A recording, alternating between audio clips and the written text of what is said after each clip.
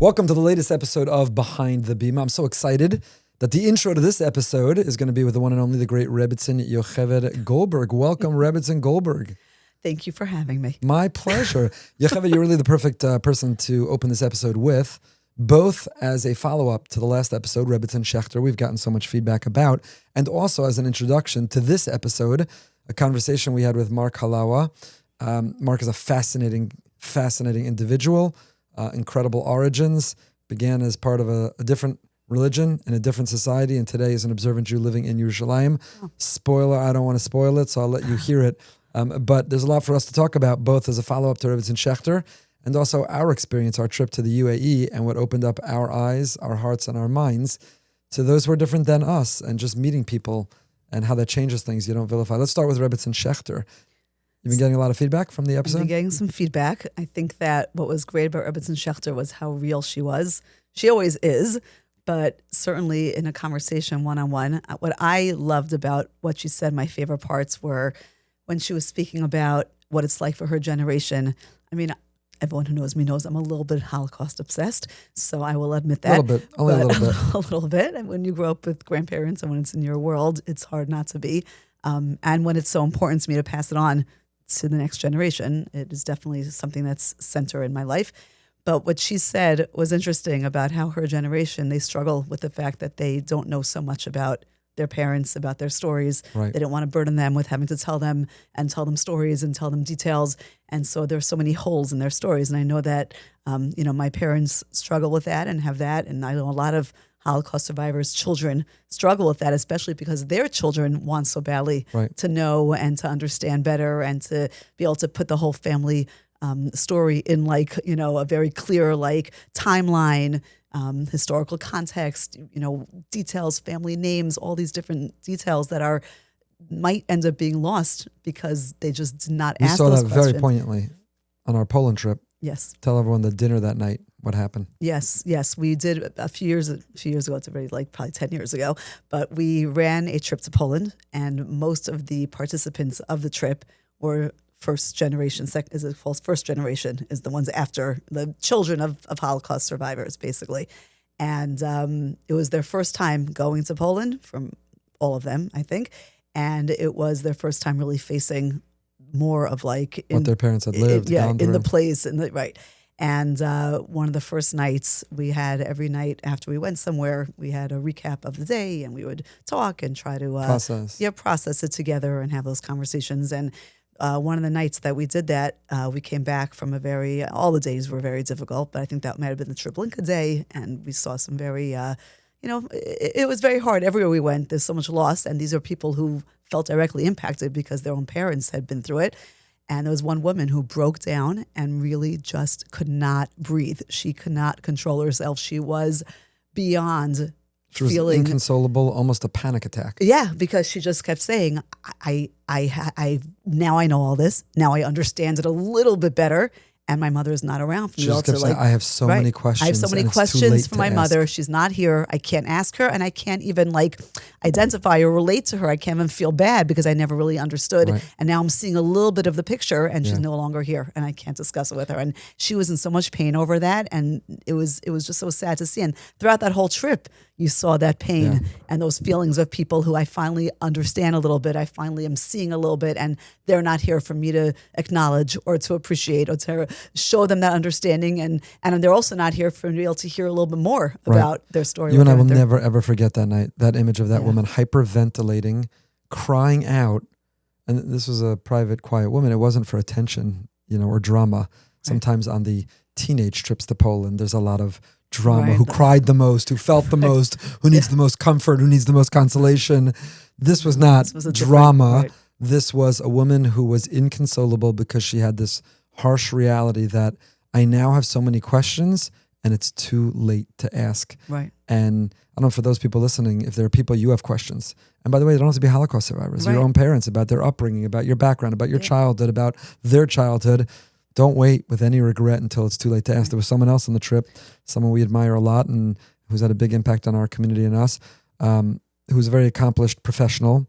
And his father, who was a survivor, worked in the local post office. And he also, it transformed him. And he became obsessed with talking not only about, he said, the Holocaust, most people commemorate the martyrs, the Kedoshim, the 6 million who lost their lives, but really we should celebrate the million, the survivors. The survivors are the heroes who found a way to rebuild. And he talked about his father, that his whole childhood he thought, my father, he's like a nebuch, like he works in the post office, you know. I have a degree, I'm a professional, I have a huge firm, I'm super successful. And after we walked his father's footsteps of the camp that his father was in, he became consumed by, I'm the nebuch. My father was a malach. He was an angel. Yep, I remember. He said, I thought he was just a lowly post office worker. He was an angel of Hashem. My father was a malach. But I'm not even sure how we got into the Holocaust. And I didn't even know. I didn't know. I didn't realize. It was heartbreaking. It was heartbreaking. But let's come back to Rebbetzin Schechter. So Rebbetzin Schechter is Rav Schechter's partner in all of his accomplishments and achievements and all that he does. She spoke about how many people come to their apartment, how many phone calls they get, how much advice they give, the lack of follow-up. I actually referenced it. It was very sweet. I got an email that I read this week in the Emunah Shir about somebody who said, 5 years ago, I wrote you about the miscarriage. I never followed up. I want you to know about the baby I had afterwards. And that's so deeply, deeply appreciated. Yeah, I had that this week also. There was someone who has been for already a few years having one of these, like a strange, difficult relationship with her married children. And doesn't want to visit them because it's always so difficult when she goes and doesn't know how she's going to be received. And she called me this week and said, I had a recent visit with them and I got a hug and it was much better than it has been. And I just wanted to let you know that. And I was like, thank you. I appreciate you telling me because I've been worried about this family. And I feel for them and the advice through the years and the, just to know that things are improving. And, I really appreciated that I think sometimes people don't appreciate that when they meet with us, we write down their name, we daven for them, we think about them. Right. If we haven't followed up, sometimes it's because we could be better and certainly we can improve. Mm-hmm. But often we don't follow up because we're also giving someone space and privacy and it's unclear that they want follow-up. It feels intrusive to ask afterwards how it's going. So you just end up with their name in your tfilos and wondering and not knowing. So we do appreciate it. But don't worry about this. There was another thing that she said, another topic that she spoke about how in her days, she was picking up all the pieces at home. She was doing everything at home, the child rearing and all the errands and all the jobs in the house, whatever, so that he could really focus. So one of our sons-in-law, she said she caught him washing the dishes. Yes, right. She complained. Like, what are you doing? She complained, why am I the only one who always has to wash the dishes? Right. And Rav Schechter didn't say a word. And the next day she came home to find him standing at the sink washing the dishes, which was not her intention. And she made sure he never washed the dishes again. Right. So he said, I'm listening to the Rebbetzin Schechter Behind the Bima while I'm washing the dishes. And now I feel like, I don't know if I'm doing the right thing that she's saying that I shouldn't be washing the dishes. Yeah. So everyone took from that interview, what it was they fantastic. wanted. My favorite piece of feedback was one of her children who texted me and said they learned something new they hadn't known about their mother and how she met the father. And I loved that. Was great. But talk about the role of Rebbetzin. Some people don't appreciate. The rabbi is the one who's paid. He has a salary and a contract, and he's on the bima. This is behind the bima. The rabbi is the one on the bima. But behind the bima in real life, not just in a podcast studio, is the Rebbetzin. And it's a complicated position because the Rebbetzin doesn't get a salary and doesn't get paid, compensated, no job expectations or responsibilities. In some way, everything she does is volunteer, and in other ways, there are a lot of expectations that people have of the Rebbetzin, attending simchas and events and shiva calls, being available for questions and consulting, expecting to be hosted for a Shabbos meal or other events, and it's sort of a balance. And some women have said, "I'm not a Rebbetzin.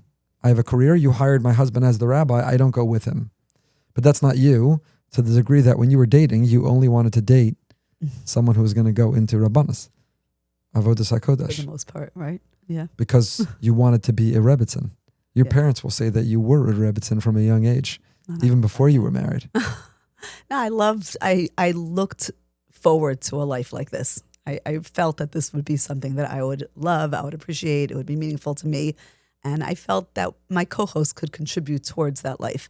Did I know that you'd become who you would? No. You never know that when you're dating. So a little heads up to all the daters. If you want something like this, it's not usually like that when you're in your early 20s and you kind of build it together and see where life takes you. Can I interrupt you for 1 second? Sure. I apologize.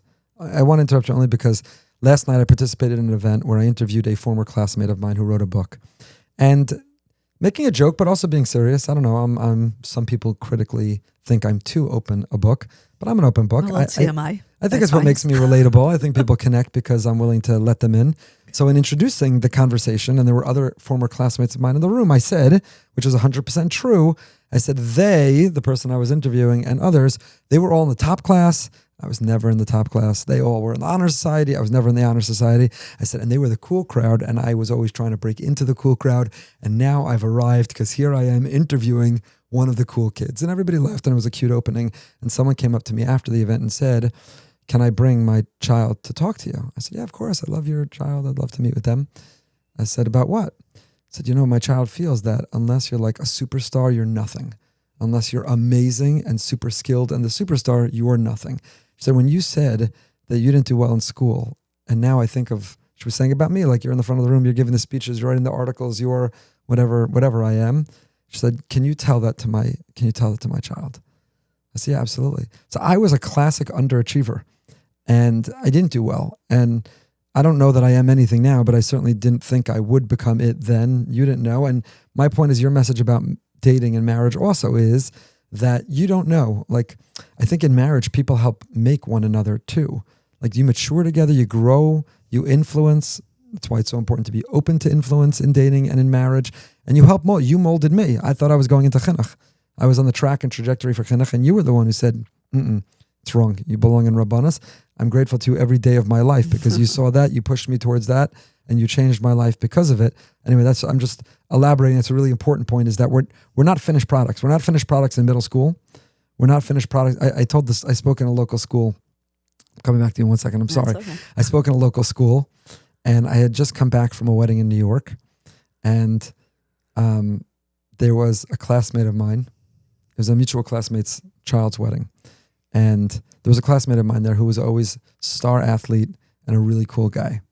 And again, I wanted to be star athlete. I wanted to be a cool guy. And that was my childhood. And here we were, and he was telling me how his children listened to all the shiurim and loved the shiurim. And he said to me, can I take a selfie with you? So when I came back, I was speaking to a middle school here, and I said, if I could talk to the middle school me and say that kid that I'm trying to break in with will later in life ask to take a selfie with me, if only I could talk to the younger version of me. Again, I don't think anyone should take a selfie. I don't think I'm anything. But my point is that in life, you never know. And if us now could talk to the younger version of us, so we're not finished products, not in middle school and not necessarily in dating, and not even who you marry. You're not marrying a finished product, and we're all evolving. And back to you. I'm sorry for the detour. No, it's okay. The detour is good. I think just most people who are going into this life are not necessarily they don't know, they're not saying, Rebbitzin's not a career. It's not like a career path. It's not a profession. So even if it's only by virtue of the fact that you married someone who will be a rabbi. So that's something to realize. You're not, you may not be that person, but you could do those kind of things without having that title. There are a lot of people who are the chesed machines of their community, or they give shiurim, or they are constantly hosting or getting involved in whatever there is that's available in their community to be a leader of. You don't have to necessarily have that title. So that's also something to keep in mind, that even if you're that personality, you could be that person on your own. It doesn't have to be by virtue of who you marry. It does make it a little bit more official and formal when you could do it in that capacity. So I love the fact, and we always talk about this, and our kids have come to appreciate it also, is that when you are in this position of Rabbi Rebbitzin, community leader, have that official title and role, people see you in that way. And you're automatically able to play that role in people's lives in the community because you have that title. So that's what's nice about being a Rebbitzin, is that you don't have to do it, but you have the opportunity to do it. And I see it as an opportunity. I see it as the ability to be the one to be able to, the Kala's excited to dance with because you're their Rebbitzin from growing up. Or at the yeshiva, when you walk in, it's so meaningful because my Rebbitzin came to pay yeshiva call. You find out about the person who needs the meal, who needs the chesed, who needs the love, and you're able to provide that because you know about it usually before most others. And to me, that's a privilege. And even though it isn't a paid position and it's not an official, you don't go to school for it and you're not, getting a degree for it, it's something that could come along with the territory of marrying a very busy, involved, leadership rabbi position, and you are able to have that role too. So, it's really what you make of it. And I respect the people who have their own professions and feel like, okay, just because I'm married to a rabbi doesn't mean that I want to now start taking on that role. There's so much that a rebbitzin can do, and in some communities are obligated to do. Our community has been great because they don't obligate. They really just, and they don't expect. I think that when I feel like, oh my gosh, I have to do that or I didn't do that, it's really coming from myself because I badly want to be that person. And when I can't be, I always just feel so bad that I didn't do, what I would have wanted to do. But it's not, there were very few situations where someone said to me, I'm really upset that you didn't come to A, B, and C, or you weren't there that time when I need, it really hasn't happened often. I could count on maybe one hand where someone has had that feedback. I do try my best. And when I can't be there, no one really gets all bent out of shape because they know that I can. I have, Baruch Hashem, a busy household. I mean, it's lessening as the years go by. We're down to 2 kids who live in the house now from 7, Kanai. So, but married kids still take time and it's busy. I'm already hearing the feedback, even as we're talking, which is, Yocheved needs a whole episode. There should be a whole episode of Behind the Bima with Rabbi Yocheved Goldberg. It's not that much. So we're going to continue the conversation because there's a lot more to unpack. But I am going to ask those who are listening and watching, your parents say that you were a rebbitzin already from a youngish age. If you went to camp with Yocheved or seminary with Yocheved or college with Yocheved, and you saw in her back then that she'd be a great rebbitzin, let us know. Let us know why and let us know what you saw. So we've got a couple minutes. Mark Halawa, great guest. Our trip to the UAE, we had Lo A Al Sharif, who we met, and that episode or bonus episode is coming out, the conversation with him. Give us in a couple of minutes your impressions of the UAE. Huda, your new friend from the UAE, Dubai and Abu Dhabi. Give us a minute or two. Okay, so for sure. It's funny because we were talking about our Poland trip. We've gone on many different types of trips. This Dubai trip was so eye-opening in such a different way. I've spoken about this before. I grew up in a much more sheltered home. We were pretty homogeneous in our community. Schools, camps, shuls, it was all pretty similar, same type. I really had nothing to do with non-Jews, let alone Muslims growing up. And even in our more open, broad, life here in Boca, there's just not someone who comes into my daily life and cross paths with. So when we went to Dubai, I was coming in with the feelings of Muslims, Arabs, Palestinians, Hamas, that was my train of thought. But I did hear that Dubai was very beautiful and, has a lot to see, and the touring and the hotels and the food, and there's a lot there. And I was excited as kind of like a touristy kind of trip.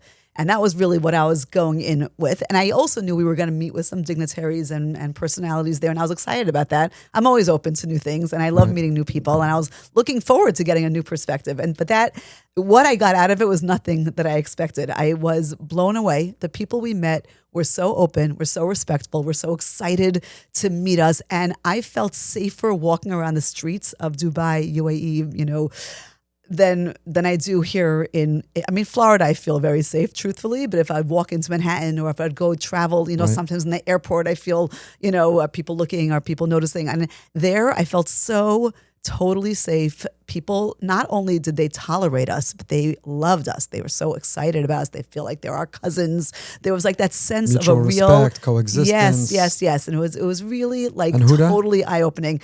Huda was our tour guide. She was a Muslim woman who was adorable. She had a great personality. She was young. She had so much, very knowledgeable also. And really just we were sharing notes about our cultures, our religions, what you need to do, what's more cultural. And it was fascinating. And there was a lot in common there. And she very much sees us as part of the same family, that we could connect and relate on so many things. And, I'm not in touch with her. It's not like I plan on, having this ongoing relationship. There are a lot more people that I need to be in touch with. But it was definitely eye-opening. It really did change my whole impression that when we went to Israel a few days later, and we were walking through the Arab shuk, where in the past I was always very nervous about what could happen.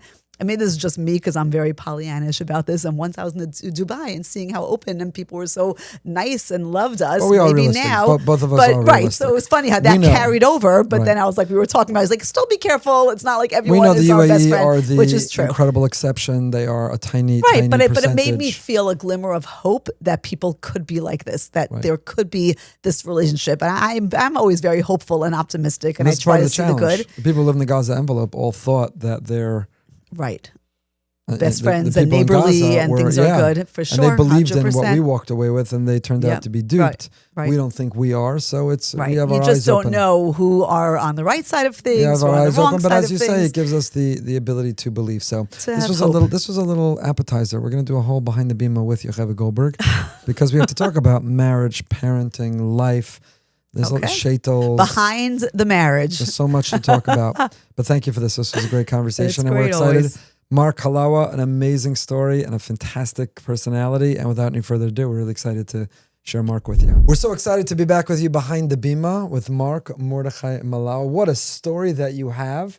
A story that should be told and heard. And a story that was always fascinating and relevant, but particularly now, as we're seeing the Middle East and the world changing in dynamic and radical ways, story is even, I think, more resonant today than ever. So thank you for being with us. Thank you for going Behind the Bima.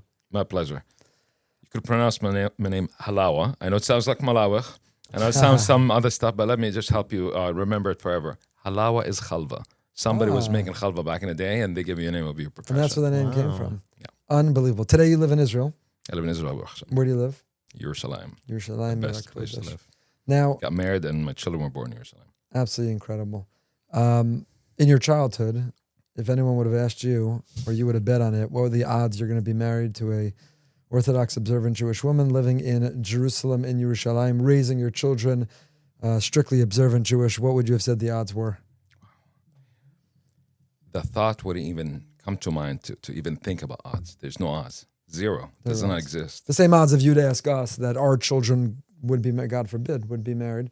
But in your case, thank God. Rabbi Efrem, but they have a reality in their mind. You know, kids know that they're Jewish or not Jewish, and this is what interests them or where they would go. We grew up in, I'm not going to say extreme antisemitism where I'm sitting down screaming Jews, Jews, Jews all day long. No. But you live in an environment where anti-Jewish, normal, casual talk and religious talk and political talk and whatever the angle that comes at you leaves you in a way where you cannot even imagine anything positive about Israel or Jews. Or we didn't say Israel back in the day, obviously, but we say Jews, Jews, Jews. There was no anti-Zionism, all that politically correct stuff. So let's take a step back, because the truth is, let's tell you a story for those who don't know. And we can't do it justice. People should read. You could find it online. It deserves a documentary that's hours long, and that chapters are still being written of it. But let's take a step back, because where are we talking about that you grew up hearing the anti-Jewish sentiment was Kuwait? I was born and raised in Kuwait, yeah. My dad worked in Kuwait. My mom's father ended up going to Kuwait. There's stories behind these things. I don't know how much time we have. My grandfather used to work in the Jordanian army. This is the time when we met my grandmother. They went together to... Where was your grandmother born? So my grandmother is born in Israel, born in Israel. I have confirmation about this now. I'm here meeting my mom, and I even know the year and everything else.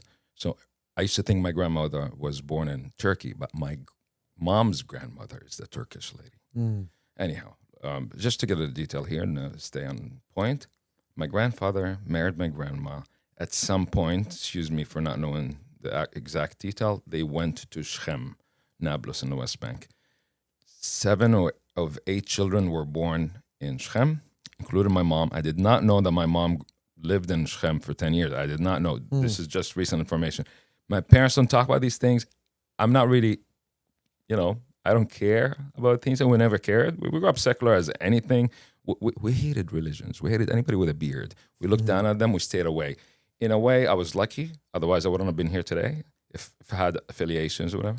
I never went to mosque. My dad wouldn't even let me stroll with my friends. But going back, your grandparents were in Shechem, in Nablus, as Muslims, as Arabs. Muslims. My grandma was born there, lived there. The Jordanian army moved them at some point to southern Amman in Jordan. Then the 70s came, a couple of years after they moved, which Black September events occurred in Jordan. My grandfather was fired or cashiered from the Jordanian army. And the guy has 8 children to feed now. Had one more child in Jordan. So 8 mouths to feed, and he has no job. Kuwait was just coming out. Kuwait became an independent country in 1961. And my dad was there a couple of years later, established himself. My father was there in the 70s, early 70s, when I'm not really sure. He started working and getting things going. Then he brought the family over from Jordan.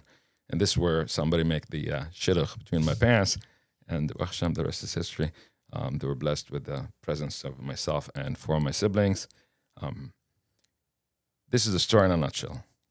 When there's a lot of anti-Semitism back, just to build a picture for you, you hear about it here and there. You get information, pieces of information. People likes to talk about politics or likes to tell you about philosophy, where the Jews are, who the Jews are, all that. But then you'll be sitting down, minding your business, watching TV at nighttime, like what we like doing the most, my siblings and I. And my dad will come over at 9 o'clock or 8 o'clock. Give me the remote. Just want to watch the news for 2 seconds. Yanks the remote, switches the channel just to see what they say. I'm watching Knight Rider, and I'm trying to remember where we stopped. This is the 80s. And then the guy comes over on TV, the same mustache, same look every day, the same guy, who goes, today on the news, Zionist bullets penetrated the body of a so-and-so-year-old kid who died slowly to the hospital. Or something like around, like, not exactly the words that I'm saying right now. And in other words, Manchester United won 2-1 in the soccer playoffs. Great. That gives us a remote. We go on. Now, I hear these things in the back of my mind. Sometimes it just catches your attention, but nothing. But then, when there's a lot of these Zionist bullets flying, nobody tells you why. There's a bunch of flying around hitting people. Was somebody throwing a Molotov cocktail? Did somebody shoot someone, stab someone? There's no feedback. Right. Same kind of news as today on Al Jazeera, but different. You go to school these days, when there's a lot of this type of news, you could almost guess, if you're a brilliant student like myself, you could almost guess that the teacher is not going to ask for homework that day.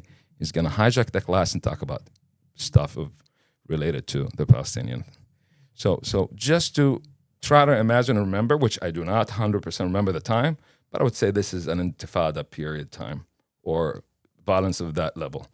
So you go to the classroom and the teacher goes, from the coolest to the not cool teacher, everybody starts to philosophize.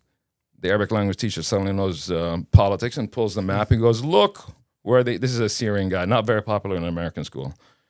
An American language, an Arabic language teacher in an American school, not very popular. Goes, look where they planted the Jews. Look where the Brits and Americans planted the Jews, right in the heart of the Arab world. After they destroyed the Ottoman Caliphate, or what you guys insist on calling in English, with all respect when I say you guys as North Americans and Europeans and English speakers, the Ottoman Empire. There's no Imperatoria Uthmaniya. We say Ottoman Caliphate. Khilaf al-Uthmaniya, zero. He goes, look where they planted it. They destroyed the Ottoman Caliphate. He's talking from his point of view. Planted the Jews right there in the middle. So right in the middle, you see, you could never combine the caliphate again. Just so we could never establish a new Islamic caliphate. And that's what the Jews want. They want to destroy. So they hijack school Muslims to plant and embed messages of. I didn't tell you about the Muslim faith teacher. I'm not gonna. So not to make it, my thing. But you grew up in an environment where there was hostility toward Jews. You were being indoctrinated with anti-Jewish sentiment everywhere you went. Turn the TV on Friday and hear the sermon, which has to be broadcast on TV. Same thing. Math teacher will walk in and say, if one bomb kills 5 Jews, how many could he kill with 6? And I always want to answer. She's my favorite teacher. I'm good at math. Wow. So, yeah. So this was Kuwait in the 80s? This was Kuwait in my time, 80s. Kuwait is still a very, Kuwait is under Muslim Brotherhood, let's say. Kuwait's a very tiny country. Cool. Is that when you say you're meeting your mom, where do they live now? My mom's in Florida, right here down, not too far. Yeah. Full-time? Plantation. Okay. My grandma too, but she goes back and forth. I just asked yesterday and I was told she went back to the Middle East. She'll be back again. My mom's family lived in Florida and from New York and in Florida for like 45 years or something like that. Got it. How does your mom identify, religiously or nationally? My mom has a hijab. I took her out to a restaurant the other day and she was concerned about how people see her. I'm like, Mom, just, you don't have to like tie up the hijab. You could, like back in the day, just let your hair flow or put a shawl on your hair. Yeah. Well, we took a break in the story. Hold on. You're growing up in Kuwait. You're being indoctrinated with anti-Jewish sentiment. And here you are sitting in Boca Raton Synagogue. So obviously something happened along the way. First of all, thank you so much for bringing it back because I could go on and without... when the war happened, 1990 war, the Gulf War, we're on vacation in Spain. At that point, we were ready. My dad has applied for Canadian citizenship, immigration, status. And we're like, just everything is ready. All we need to is just to fly there to stamp and start the count. So I'm on vacation that summer, just before we go to Canada. And my dad is finalizing all his business. My dad's an engineer, builder in Kuwait, has some lawsuits to do. Anyways, we're on vacation, enjoying our time in Spain. My dad's trying to feed us pork. My mom's trying to avoid the pork. And, she knows what pork means in every single European language. And life is relaxed. Wake up one morning. My mom starts screaming, oh my God, wake up, look at the news. Kuwait just became a wreck. What are you talking about, Mom? I didn't get it. I got up and heard them all listening to Arabic BBC radio. My dad is like a rock, not moving, not blinking, not talking. So, something's wrong. We heard the news. We understood what's going on. My dad goes, okay, we're going to pack up and go to Jordan. It's a long answer what you asked for. We went to Jordan. My dad left us there, literally just dropped us off and drove to Kuwait to just gather whatever documents he could for whatever business dealings. I started cleaning up the house with my mom. There's a TV here. I turned the TV on. They have a couple extra channels that we had in Kuwait. One of the channels had what looks like a Sesame Street. And in a few seconds, I'm like, what language is this? Suddenly somebody says, Shalom. Now, I tell this to people, and I share it with my friends who work in Ministry of Foreign Affairs and like public diplomacy. First, I was shocked to my core. Oh my gosh, these are Jews? They look like us? They have ears and eyes and whatever? Then commercials will come up and moms hugging their children and feeding them yogurt and stuff. I'm like, you don't hear these things about Jews. There's supposedly a milchama. People are just, hunting Muslims in the street. This is what I was told. You could ask any of your friends. And I heard you went to Dubai. Ask your friends there. People are honest about telling you we were under this type of indoctrination. But they were brave to move on. Anyways, so we started watching Israeli TV. My mom and my siblings, everybody. Then my dad came back from Kuwait. Guess what? He joined the Israeli TV. And they had like really nicer shows. The Simpsons were just starting and stuff like that.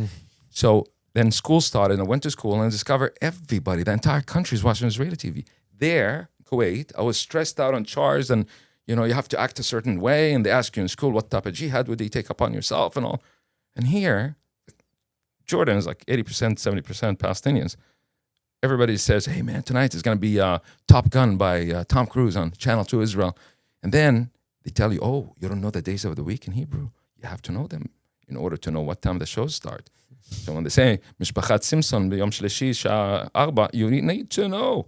And that was the case. So we went from intense, seriously, feelings to such relaxed casual way of speaking about Israel, Israeli TV, Israeli channels. And now you're living in Jordan for how long? I lived for 4.5 years in Jordan. 4.5 years. The whole country were like that. And if you want to watch some truth news instead of imagination, you go to Israeli channel and watch see what actually is going on. So that already opened up your mind, softened you towards possibility. And thank God for that. Really. And then what happened next? Then I went to school. We went to instead of Canada, went to Canada. Then we went to America and did something. I was supposed to study in Chicago. Didn't work out. My dad had different ideas. Ended up in Syria for 2 years. That's another story. It's not worth the time here. Not much happened now. And then I decided, what a waste of time. I'm wasting my life. I just want to do something for me for once. And I would like to study. So I pleaded with my parents. My dad was busy with lawsuits against Iraq. And my mom says, just go. So I took my Canadian documents and everything else and went to Canada. I went to Canada with an aim of was registered and everything in university in a small town called London, Ontario, Canada. My dad is an accountant there, and I thought it would be a easier springboard. I went, moved on, and just got myself a full-time job and full-time school, and didn't look back. I don't need to bribe teachers to give me good grades like in Syria. I don't need to do anything. People don't care. People are honest. Everybody's working, and just you earn what you work. And I love that lifestyle, and I've been always a huge fan of Canada. I wish Canada the best today. A little bit changed, but I disconnected from all. I didn't tell people where I'm from. People ask me, where are you from? What's your, citizenship? Where you come from? I say Jordan sometimes. People say Georgia. I'm like, yeah, Georgia. Move on. And I want it to be as Canadian as anything. So anyhow, but good times comes to interruptions sometimes in a good way.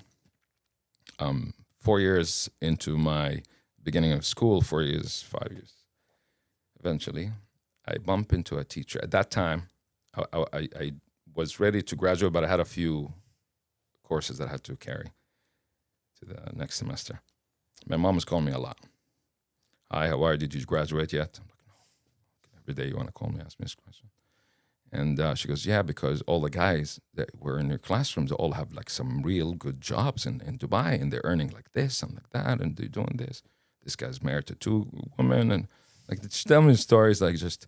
And you don't have any. Bottom line is you got paid extra, no tax, and they wanted the American Canadian experience, which I didn't have. But I wanted to stay in the country that I liked to see the Indian and the Pakistani sitting next to each other and friends. The Japanese and Korean, the Israeli and the Muslim or the Palestinian or whatever it is, sitting next to each other, and in class and dealing. I loved Canada. I wanted a reason to justify my stay. Otherwise, I don't want to work with like some job that doesn't pay well after all this work. So I thought of myself also, maybe I could start a non-for-profit or something. Peace, salam, shalom. I used to think about it back in the day. Never took off. Never started, never opened. But it was on my mind. I thought the internet is getting faster. This is 2003, 2004. Perhaps I could just take pictures or little videos from the subway, show people back in the Middle East how people get along. They don't care about each other's color and religion and whatever. I don't care what you are as long as you're a nice person to me. And I like that kind of so thought is on my mind. One day at university, I bump into this gentleman sitting in a small room in the library where the phone booths are. And he has a keep on, very thin beard. And he looked Jewish. And I thought, you know what? Let's tell him about my idea. Just hope he doesn't take my idea. So I went to him. Hi, how are you? Excuse me, are you Jewish? And he looks and smiles. He goes, no, I just like to dress this way. And I was like, I don't know what to do. And I heard a lot of things about Jews, but not that they're funny, So, and this guy's like my grandfather's age. I have to like be respectful. I'm like, okay, so sorry, I apologize. He's like, who's asking? I told him my name. Like I told you guys, Mark Halawa, born and raised in, secular Arab Palestinian family. All my life I knew that my grandmother's Jewish. I didn't hate Jews 100%, maybe 95%. He's like, yeah, okay. Well, where does your parents live today? Where did this? Where are you from? What did they do? Where's your grandma today? Florida. Oh, yeah, please have a seat, he tells me. In no time, he gives me a piece of his apple. He offers it to me, and he's just talking to me like I'm the most interesting guy out there. I'm a student. I'm a young guy. Nobody shows interest in a student. So some guy, This guy was like attentive and offered me a piece of his apple. I thought of myself, misconceptions about Jews just fell, in a few seconds here. He was hospitable. He was funny. He was generous. Sat down. So he heard me talk. And later on he goes, so basically you're telling me that your father is Muslim. I told him, yeah, but we say Muslim on the ID, as a non-practicing. He's like, yeah, but that makes you a Muslim. I told him, okay, yeah, on the ID. I want to tell you how much what we do. He wanted to reach to a point. He goes, and by Jewish law, by Muslim law, he said he wanted to establish this. So, but by Muslim law, you are a Muslim through your father. I told him, yes, what do you want? And by Jewish law, he says, you're a Jew. I'm like, all right. You don't go to a Middle Eastern guy in the street and say, hey, you're a Jew. You don't do that. Like, yeah, you're a Jew. So I'm like, how so? I thought at the beginning he was like a missionary. I've seen those, which is cool. It's flattering. I told him, how so? He goes, well, if you claim that your grandmother is Jewish, that makes her and her siblings Jewish through matrilineal descent and the bloodline of the mother, which this is how we go by, and makes you and your siblings Jewish. I'm imagining my siblings' faces and trying to tell them stories now. Your mind is exploding. But it was a stretch of a story. I didn't understand if this guy's making it up or not. Right. I had to go ask Mr. Google. So, and also, I don't like not to be right, most of the times. So I looked at him, and this is where I took a break. I'm like, this guy has no clue. This guy must be a little too old here. Excuse me, but you forgot the point that my grandfather's Muslim also, and everybody's, And when he married my grandma, said, he debunked that by saying, no, matrilineal law. I told him, but when they married, and this was not a truth. I was just I was like, when they married, she converted to Islam. Now, nobody tells me convert or not convert. Right. You should see pictures of the engagement party. Everybody's drinking something under the table, wearing, mini skirts in the 70s. Now, nobody's converted, nothing. My grandfather wasn't religious. So I like the answer. The answer was like a heart healer.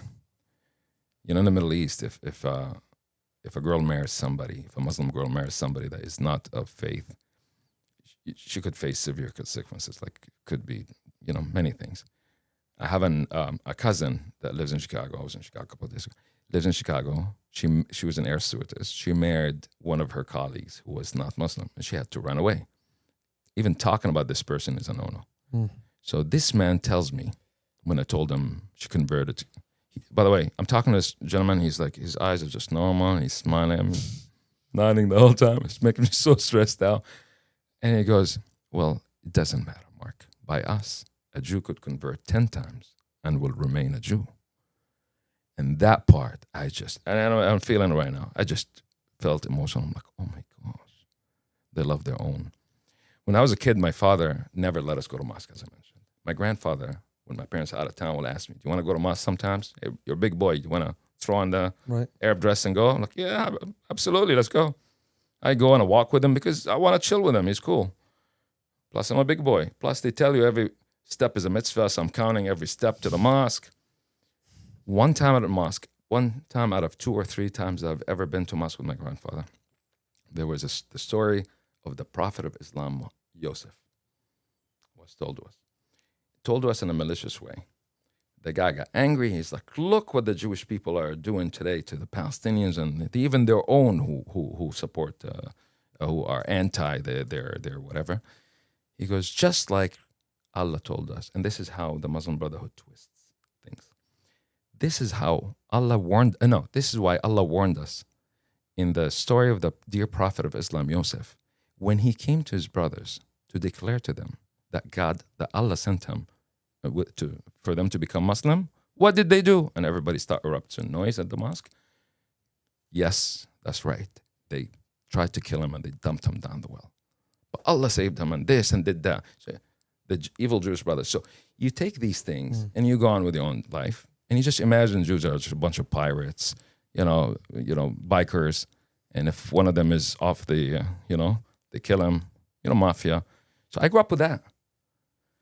Now, I'm all I hear is mercy, mercy, mercy. We're told there's a lot of mercy there, but I never heard mercy. And I'm hearing mercy from this guy that keeps smiling at me. I don't know if his intention is just to convert me, if this is his thing or not. But I just like this. So you hear this bombshell, and you're like shaking on the inside. Oh my gosh, it's schwitzen. And so what do you do with that?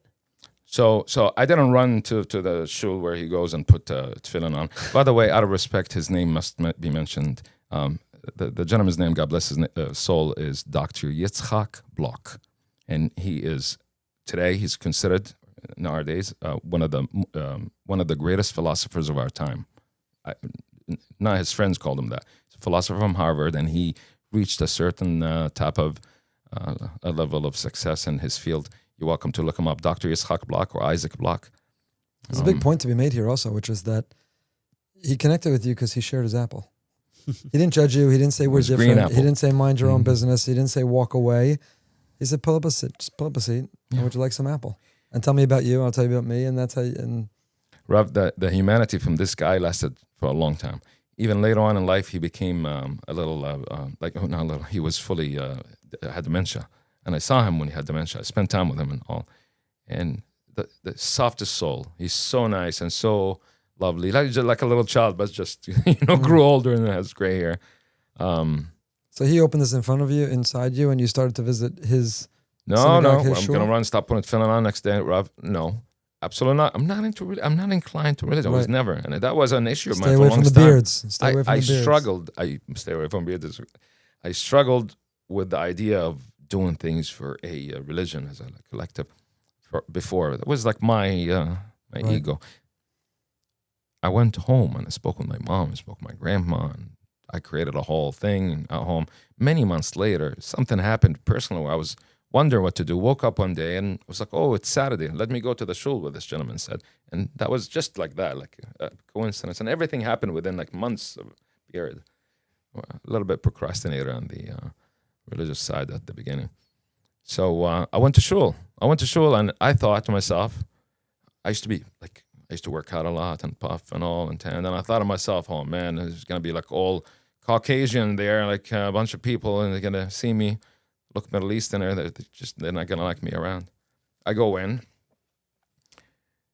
and they open the door, this guy, Indian guy. And with an Indian accent, heavy Indian accent. His name is Shai. He still lives in London, Ontario. And he offers me a kippah. Hey, you want a kippah? I'm like, yeah, sure. I put this kippah on without a clip, and I'm like afraid of walking. I go in, and people were singing Shamru.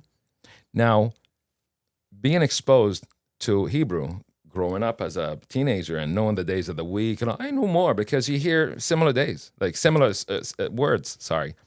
So when you say Beni v'ben Bani Israel Otel Olam, when I'm trying to look for the Siddur that got stuck in my face when I walked in, Beni v'ben Bani Israel, between me and the people of Israel, or in Arabic, Beni wa bein Bani Israel.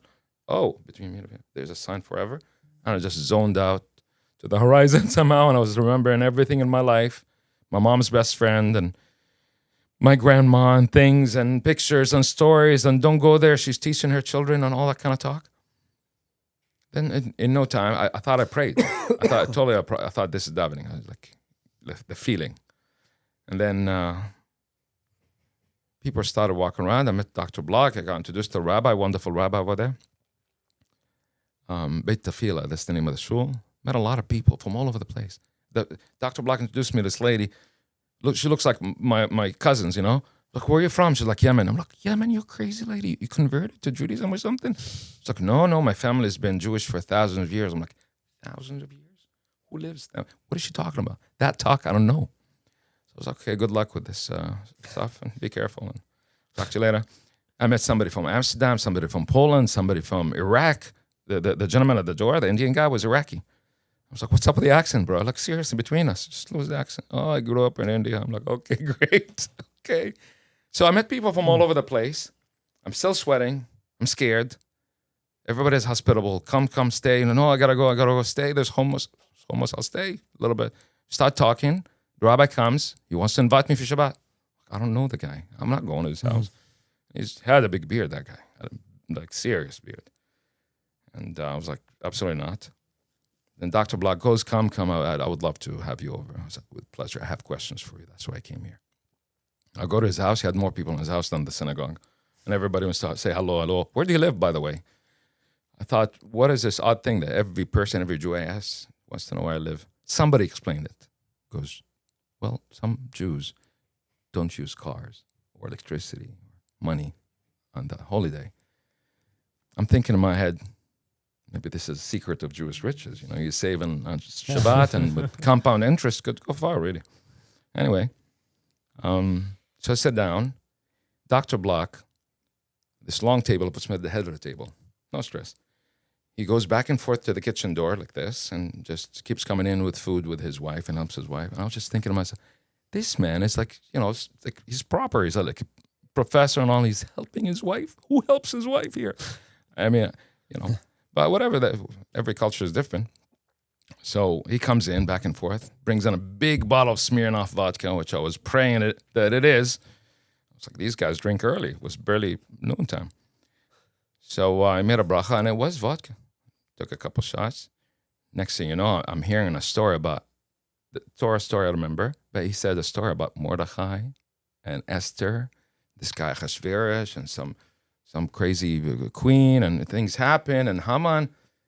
And I connected fully to the story, and it was just like building up.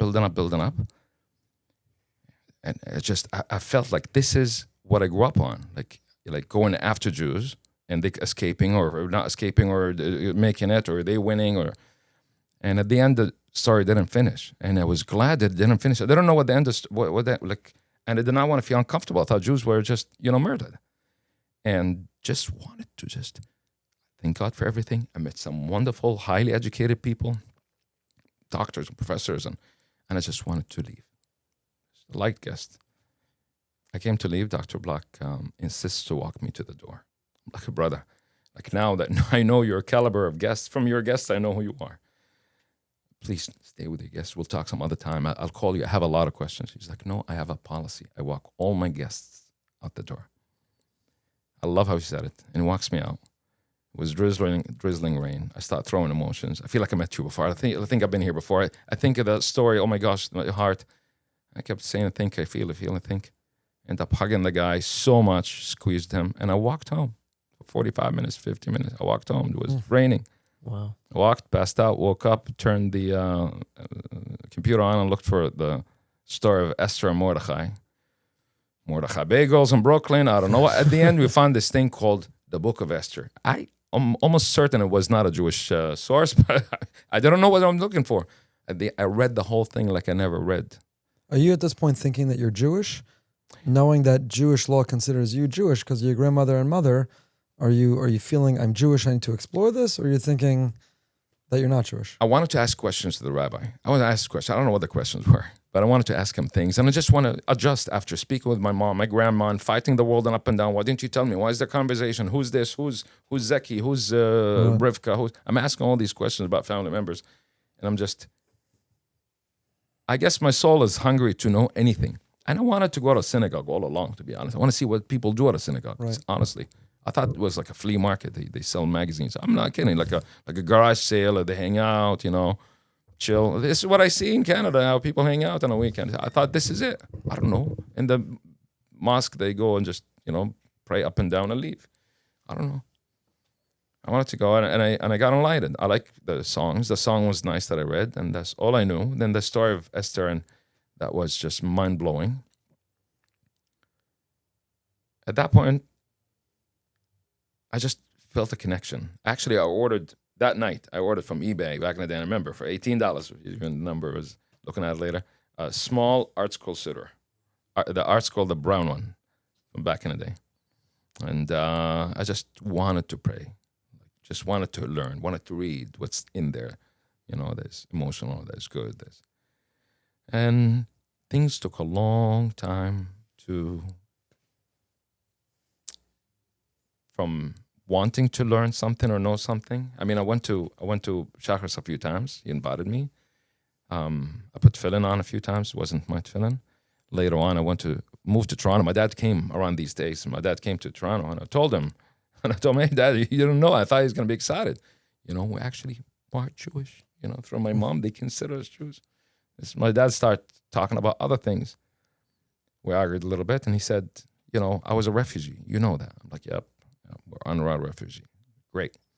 He's like, as a child, when I was 3 years old, when got kicked out of our country, I'm like, Dad, all my life, you didn't say kicked out. You say we were fooled by the Jordanian army who said leave and take your key, don't take your clothes, and we're going to kick their, and you could go back and take what's yours and what's theirs, ISIS style. Remember, Dad?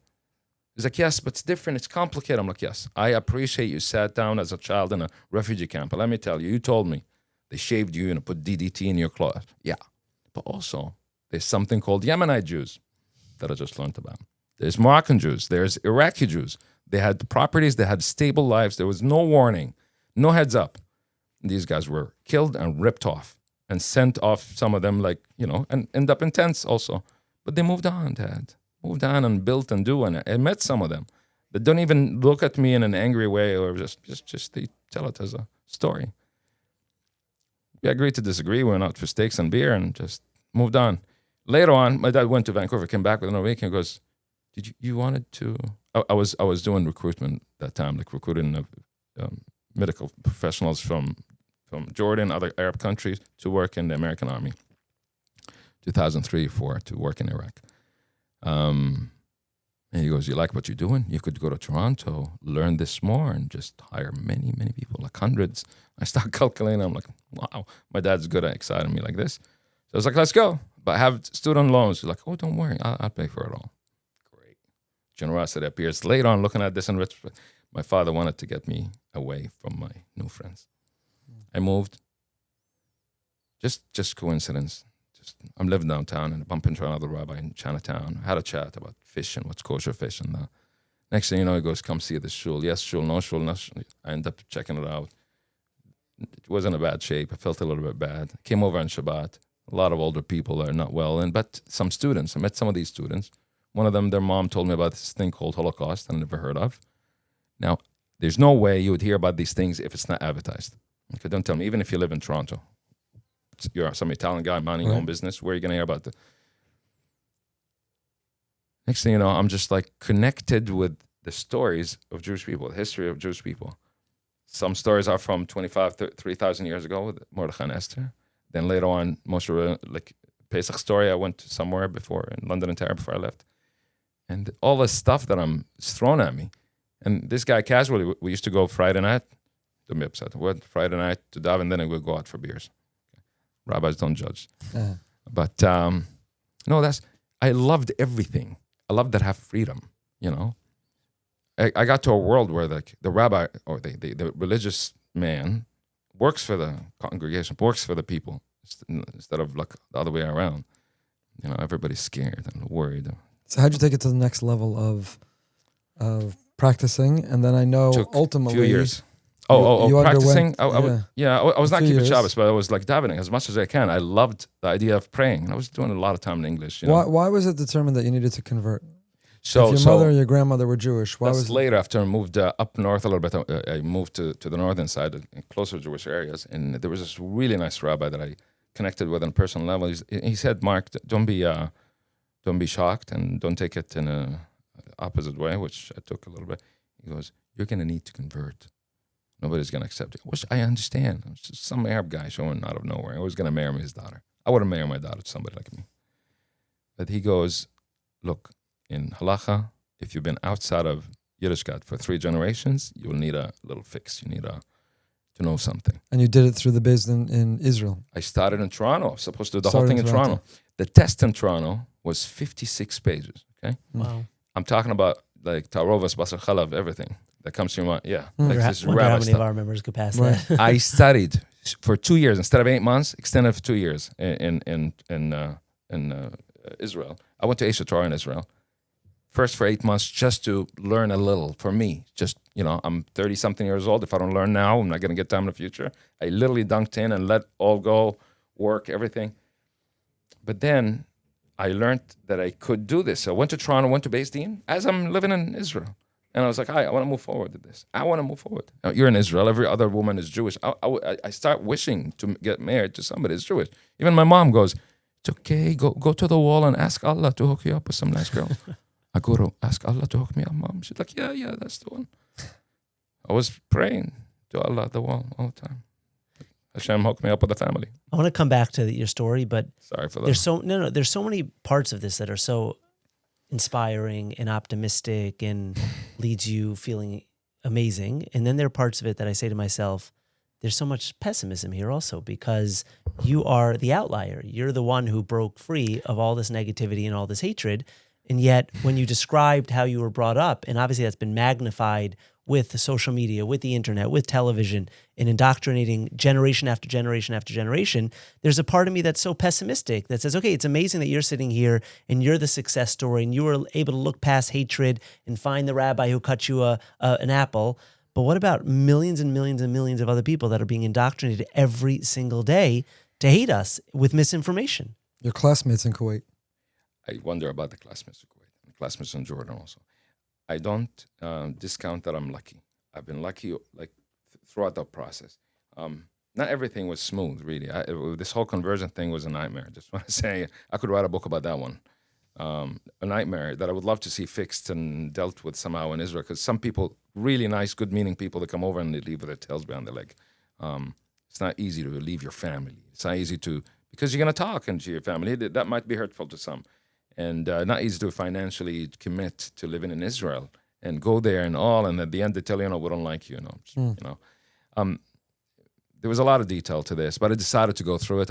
Anyway, when I decide something, I do it.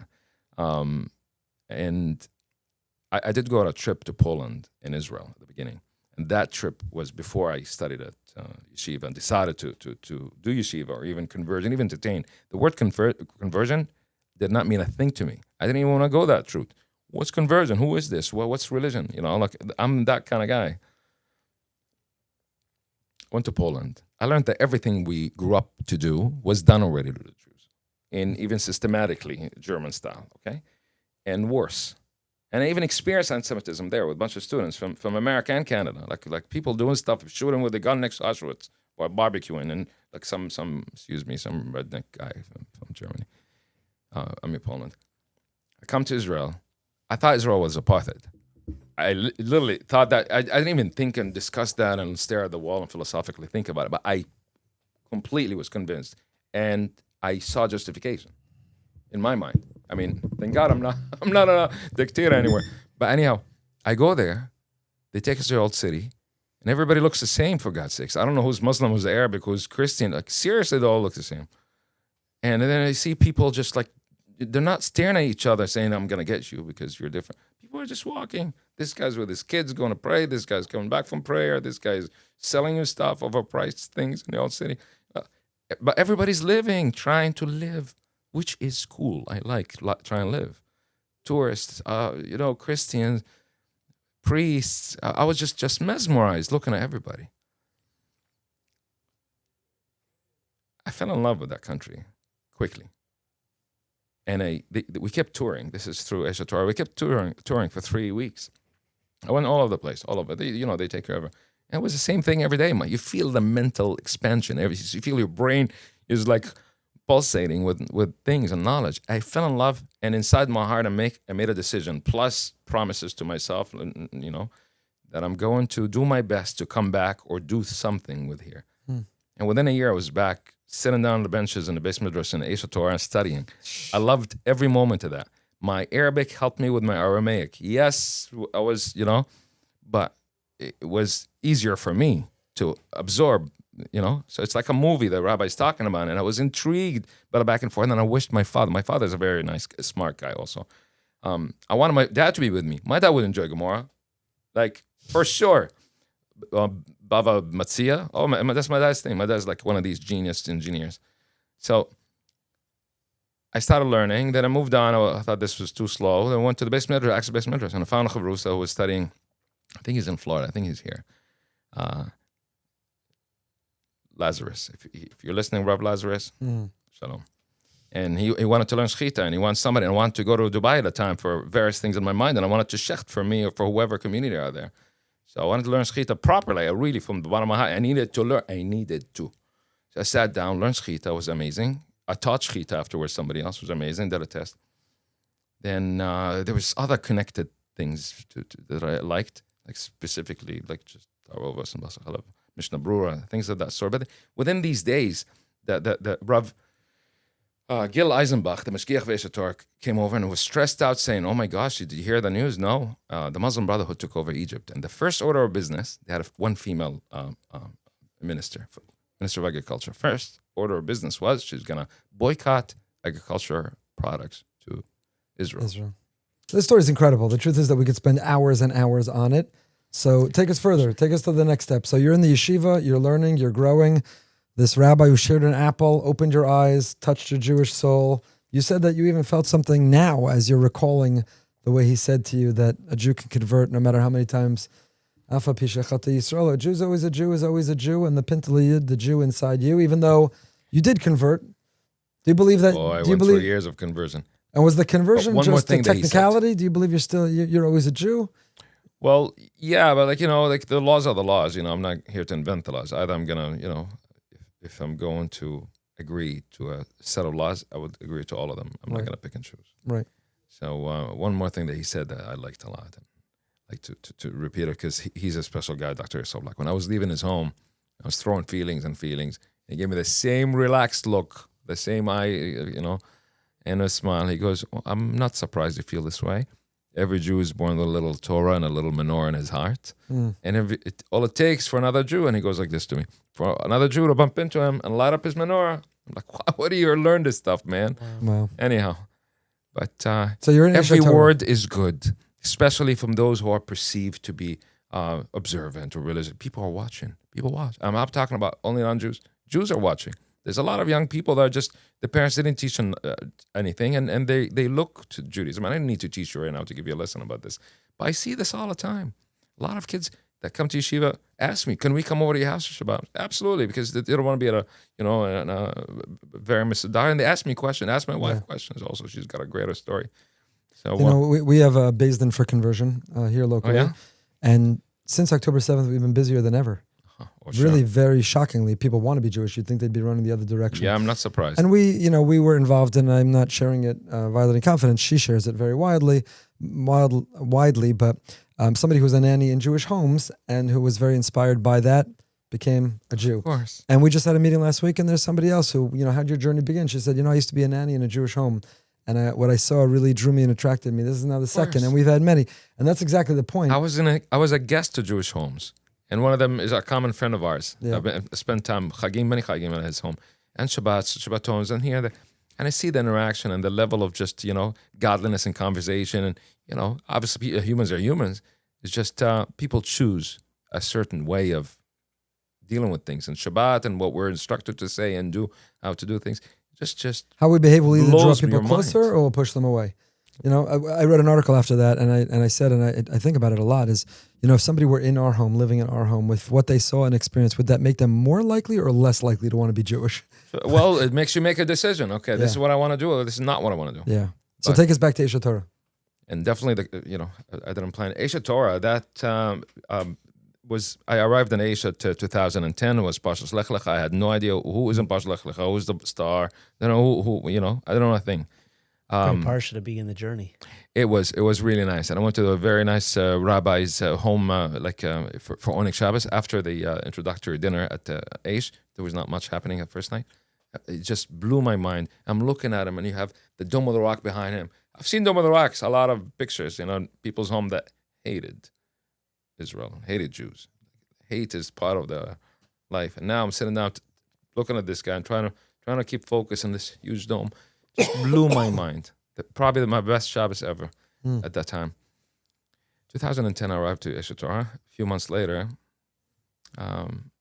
early, maybe 2011, the Muslim Brotherhood took over Egypt.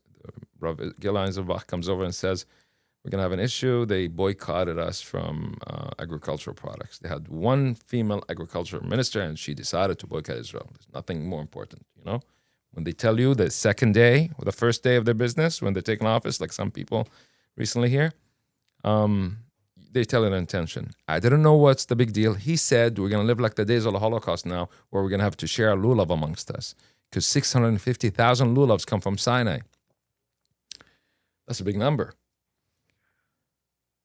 But not on my time and watch that people would have any experiences that would remind me of what I've seen when I was there.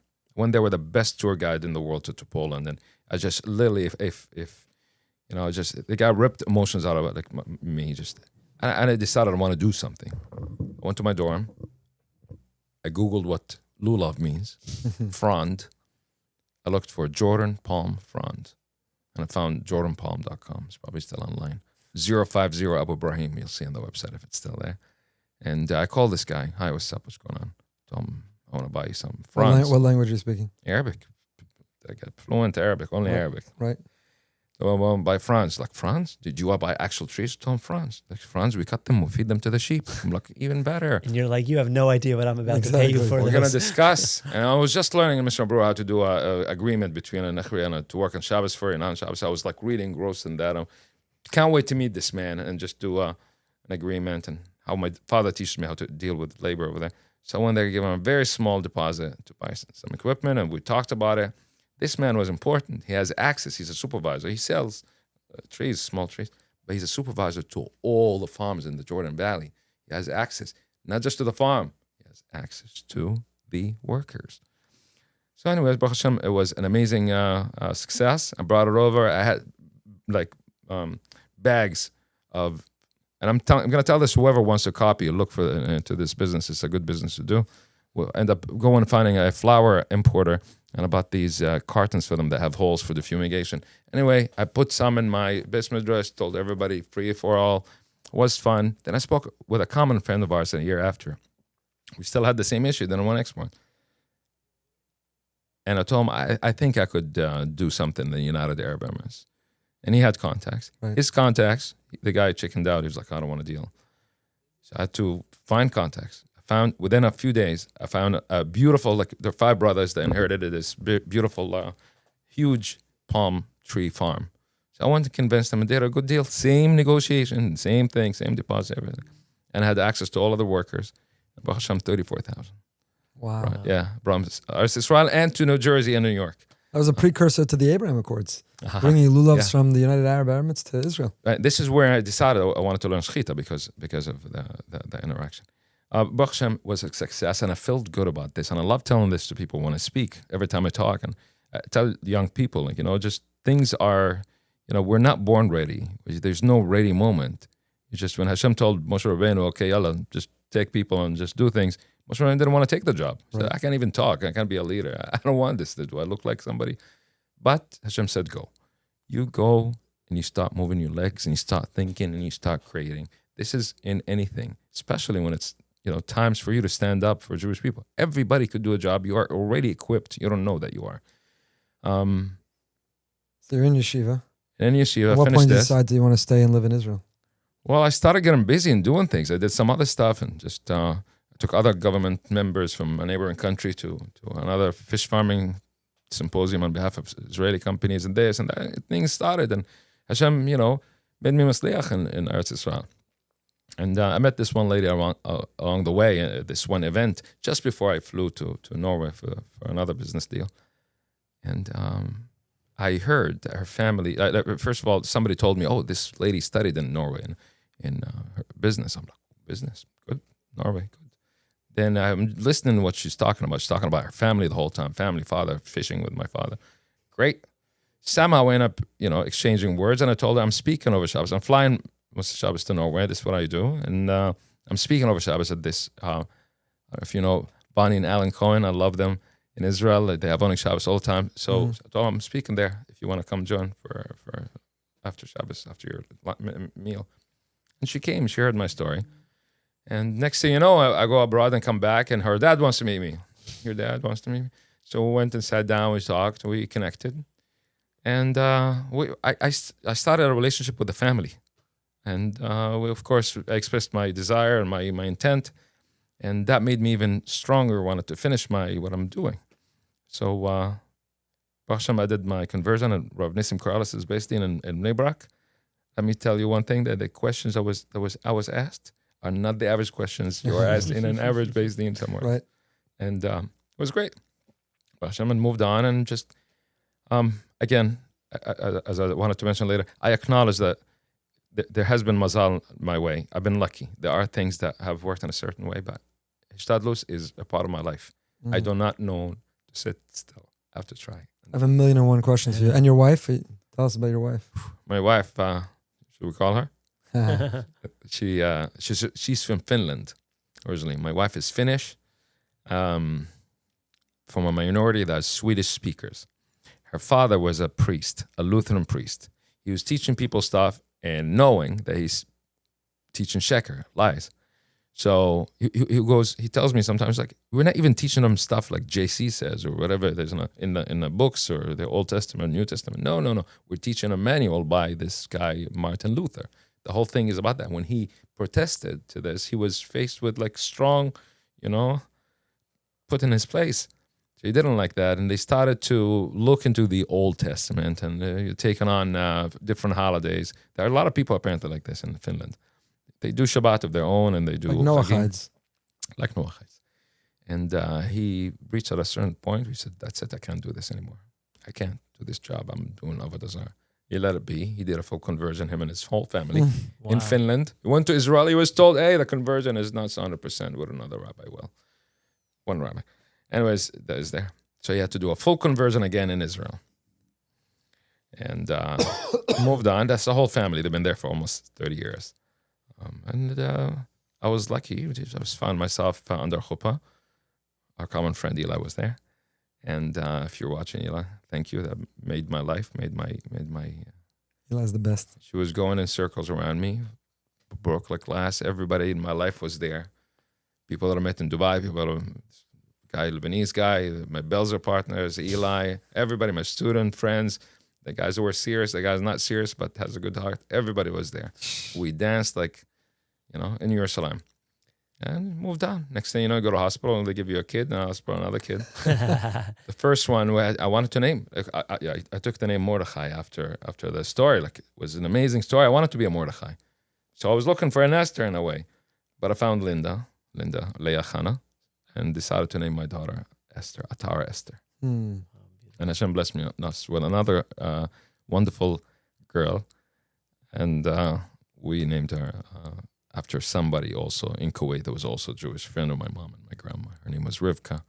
So I named my other daughter Amalia Rivka. How has your family accepted this process? Are they... So we went through a lot of stages. There was like this feel of disbelief, but leave him alone. Maybe he's gone crazy. He'll come back and all this stuff. But then, I made some mistakes along the way. Like sometimes it would be political events, and I would comment, I would say something instead of keeping my mouth shut, which caused me some friction with certain family members. I tried to fix this sometimes and come back to it and all this stuff. But throughout different conflicts, I lost, let's say, contacts with my siblings. My sister was coming to my wedding. Her only concern is if the religious people are going to tell me not to dress this way or that way. So, which I told her, nobody cares. You have your freedom.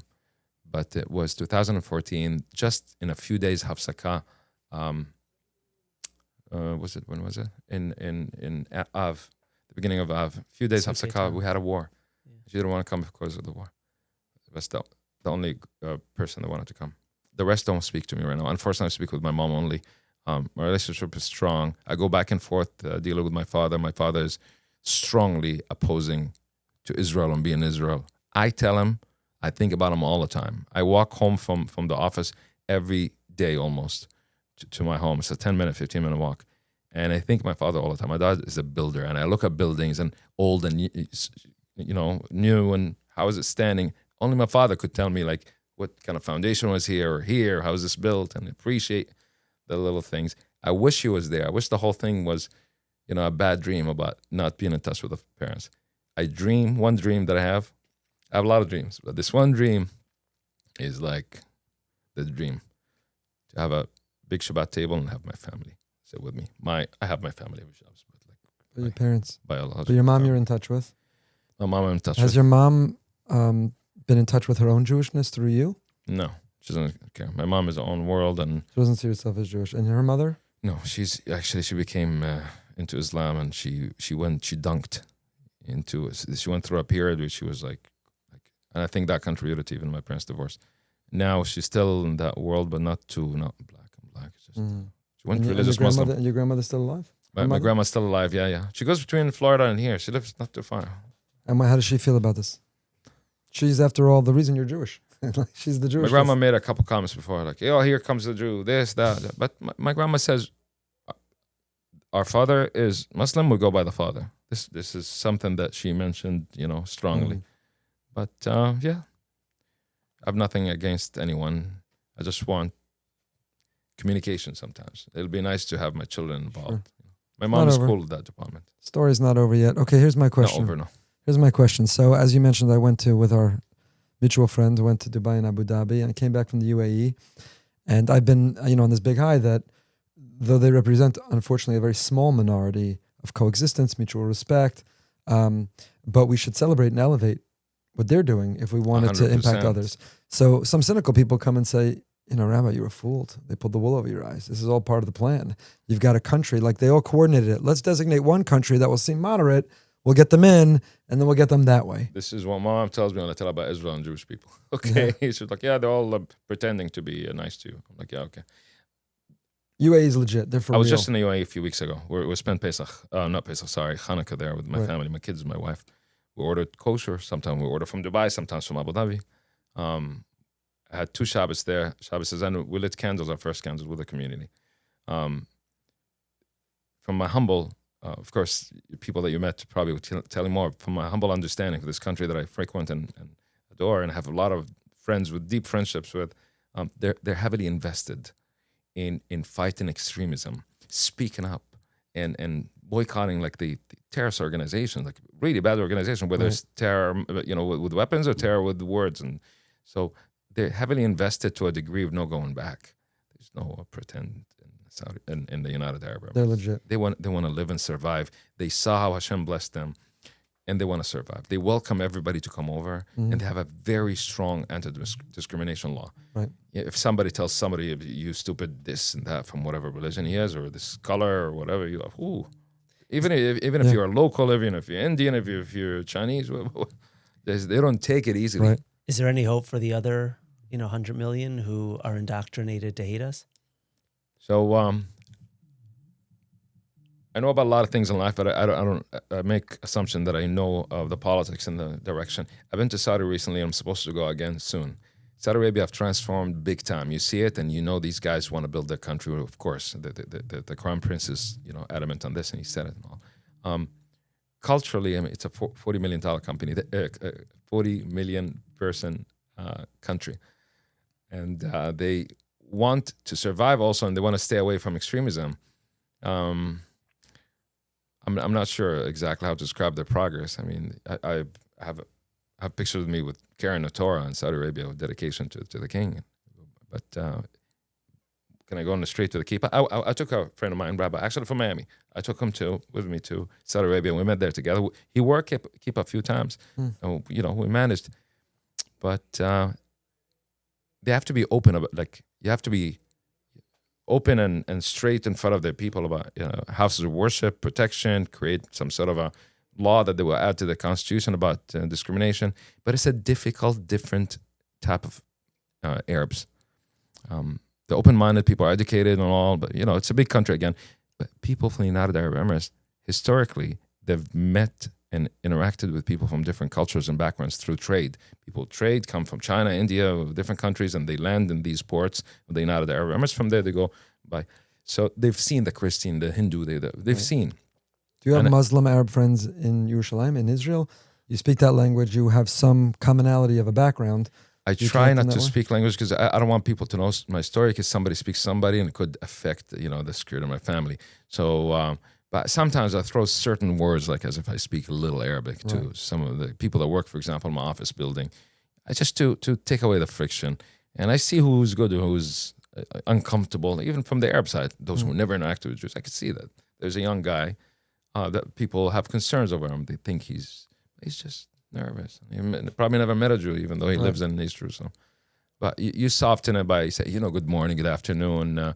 Yeshikoach in Arabic is a nice word. Yatik al-afia. It's like, Yeshikoach, same thing. So these things. At the shop, I speak with people in Arabic. Human beings.